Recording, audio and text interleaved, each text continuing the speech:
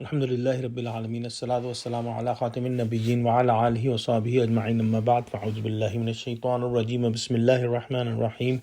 قال الله تعالى في سورة آل عمران قل أنبئكم بخير من ذلكم للذين اتقوا عند ربهم جنات تجري من تحتها الأنهار خالدين فيها وأزواج مطهرة ورضوان من الله والله بصير بالعباد.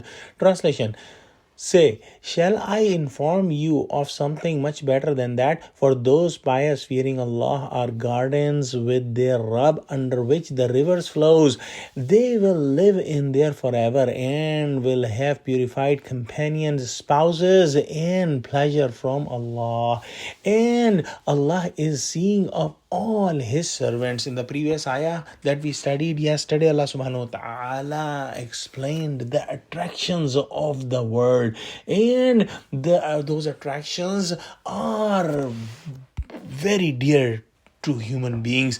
In this ayah, Allah subhanahu wa ta'ala is explaining the attractions and the bounties and the presence of hereafter.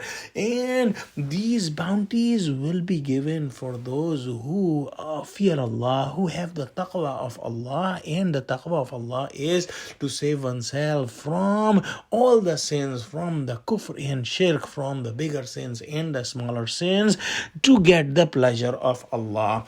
And those people who are muttaqeen, they will get the pleasure of Allah, and Allah will give them eternal gardens that will never perish. These gardens have a permanent irrigation system, so there will never be any drought or anything like that we see in the gardens of the world.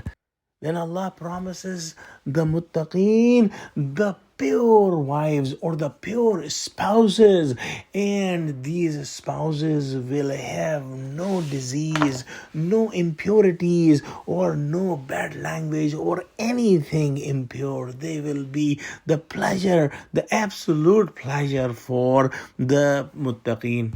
There is a group of people among us who make mockery of these things that are mentioned in Quran about the purified wives and hurs and the azwaji mutahharat and the foods and the gardens and all these things that will be given to the people of Jannah. But one must understand that Allah created human beings, and Allah knows exactly what are the desires in the human heart.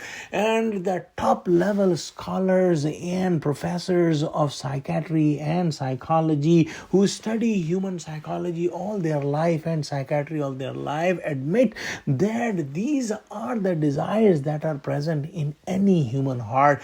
And one who is keeping himself away from these desires in the world for obeying the commands of Allah and only using these things in the world according to Allah's commandment should be given the full and the highest degree of these favors in the hereafter. And that's what Allah subhanahu wa ta'ala mentions in Quran.